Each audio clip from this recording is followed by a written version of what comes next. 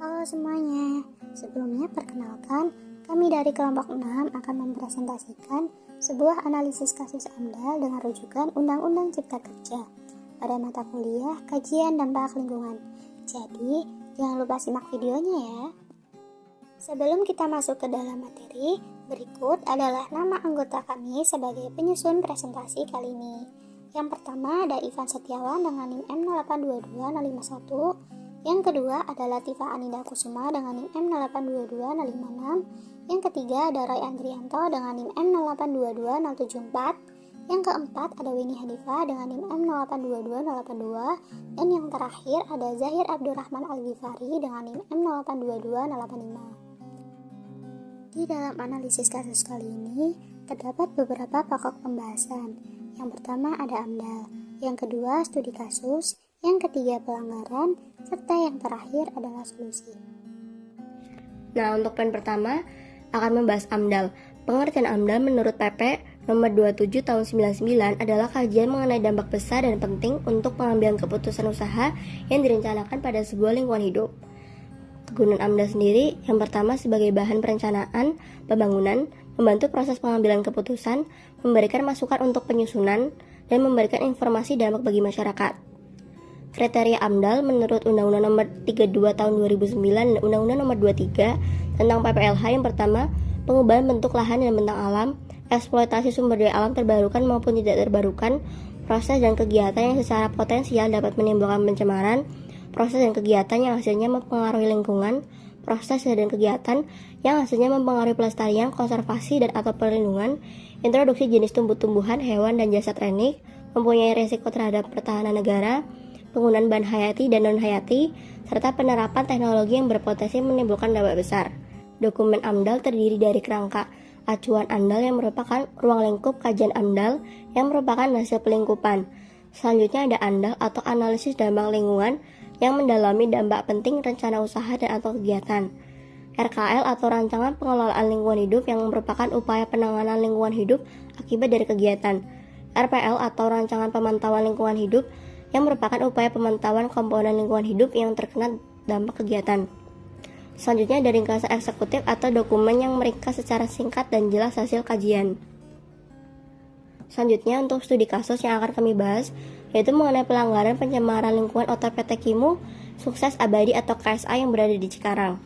PT KSA adalah perusahaan yang bergerak di bidang manufacturing dengan produk berupa corrugated carton box dan plastik box industri yang berada di Kampung Rawat Citra, Kelurahan Telaga Asih, Kecamatan Cikarang Barat. PT ini telah melakukan 6 pelanggaran pencemaran lingkungan sebagai berikut.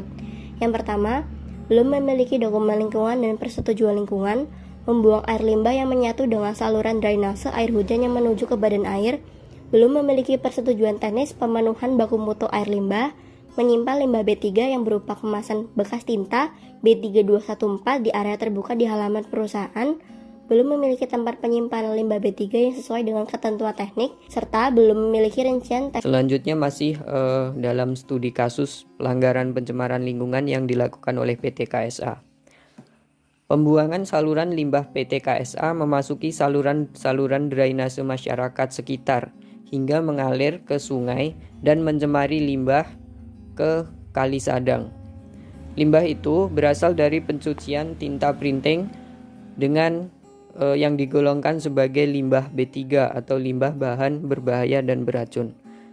Setelah diselidiki, PT KSA juga tidak memiliki perizinan berusaha dan sarana prasarana yang tidak memadai untuk melakukan penyimpanan limbah, baik penyimpanan sementara maupun untuk pengolahan limbahnya. Mereka juga belum memiliki dokumen persetujuan lingkungan serta persetujuan teknis pemenuhan baku mutu air limbah.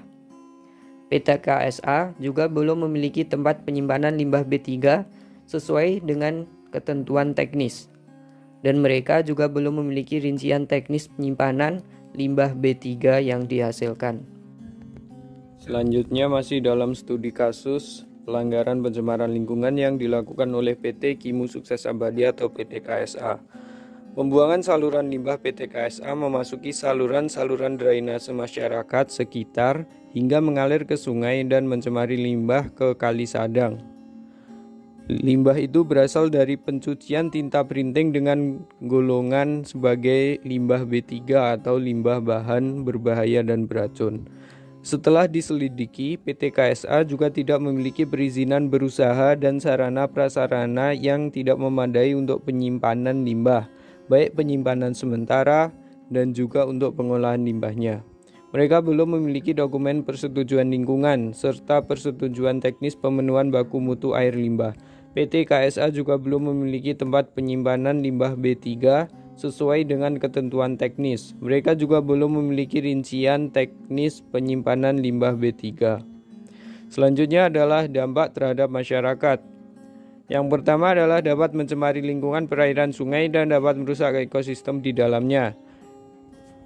Yang hal ini akan menyebabkan timbulnya berbagai macam penyakit dalam masyarakat, terutama pada masyarakat sekitar wilayah sungai dan para pekerja di PT Kimu Sukses Abadi atau PT KSA. Dampak yang kedua adalah merusak kualitas air, sehingga tidak layak untuk digunakan dalam kebutuhan sehari-hari bagi masyarakat. Limbah B3 mudah meledak dan terbakar, reaktif beracun, menyebabkan infeksi serta menyebabkan karat atau korosif dan lain sebagainya. Selanjutnya adalah keterkaitan dengan Undang-Undang Cipta Kerja. Undang-Undang Cipta Kerja nomor 11 tahun 2020. Pada pasal 59 ayat 4 berbunyi, pengelolaan limbah B3 wajib mendapat perizinan berusaha atau persetujuan pemerintah pusat atau pemerintah daerah. Pasal 69 ayat 1 poin F yang berbunyi setiap orang dilarang membuang B3 dan limbah B3 ke media lingkungan hidup, dan pasal 20 ayat 3 yang berbunyi setiap orang diperbolehkan untuk membuang limbah ke media lingkungan hidup dengan persyaratan memenuhi baku mutu lingkungan hidup dan mendapat persetujuan dari pemerintah pusat atau pemerintah daerah. Setiap orang diperbolehkan untuk membuang limbah ke media lingkungan hidup dengan persyaratan memenuhi baku mutu lingkungan hidup dan mendapat persetujuan dari pemerintah pusat atau pemerintah daerah. Pasal 62 ayat 2 poin H. Pemerintah pusat bertanggung jawab dalam mengkoordinasikan melaksanakan pengendalian pencemaran dan atau kerusakan lingkungan hidup. Pasal 82 ayat 1. Pemerintah pusat berwenang untuk memaksa penanggung jawab usaha dan atau kegiatan untuk melakukan pemulihan lingkungan hidup akibat pencemaran dan atau perusakan lingkungan hidup yang dilakukannya. Pasal 82 ayat A. Setiap orang yang melakukan usaha dan atau kegiatan tanpa memiliki perizinan berusaha atau persetujuan pemerintah pusat atau pemerintah daerah sebagaimana dimaksud dalam pasal 24 ayat 5, pasal 34 ayat 3, pasal 59 ayat 1 atau pasal 59 ayat 4 dikenai sanksi administratif. Solusi atau penyelesaian. Solusi di PT Kimu Sukses Abadi harus memenuhi syarat-syarat yang tertera dalam surat paksaan pemerintah. Syarat PT Kimu Sukses Abadi harus memenuhi beberapa syarat sebagai penyelesaian. Yang diberikan pemerintah. 1. Harus menyusun dokumen perlindungan pengelolaan lingkungan hidup atau PPLH dan persetujuan lingkungan sesuai dengan izin peruntukan penggunaan lahan paling lama harus 20 hari. Kedua, menghentikan buangan air limbah yang menyatu dengan drainase air hujan paling lama 7 hari. 3. Membersihkan saluran drainase air hujan dan air limbah tinta paling lambat 7 hari kerja. 4. Memisahkan saluran buangan dengan saluran drainase paling lambat 30 hari kerja. 5. Membuat persetujuan teknis pemenuhan baku mutu air limbah paling lambat 120 hari kerja. 6. Menyerahkan limbah B3 berupa tinta dan kemasan tinta kepada usaha dan pengolahan limbah B3 yang berizin paling lambat 7 hari kerja. 7. Membuat tempat penyimpanan limbah B3 sesuai dengan ketentuan teknis paling lama 30 hari kerja. Dan terakhir 8. Membuat rincian teknis penyimpanan limbah B3 paling lama 120 hari kerja. Berikut merupakan beberapa artikel pelanggaran AMDAL yang dilakukan oleh PT KSA. Indikasinya karena di daerah hulu ini ada pabrik yang terindikasi bisa saja melakukan itu, namun ini masih dalam penyelidikan. Mudah-mudahan dengan tindakan ini saja para pengelola kawasan ataupun pabrik ini sekarang sudah harus berhati-hati karena mereka sekarang akan berhadapan dengan kami jika melakukan kembali pencemaran. Mungkin cukup sekian presentasi analisis pelanggaran AMDAL dari kami. Mohon maaf jika ada salah kata. Terima kasih. Sampai jumpa.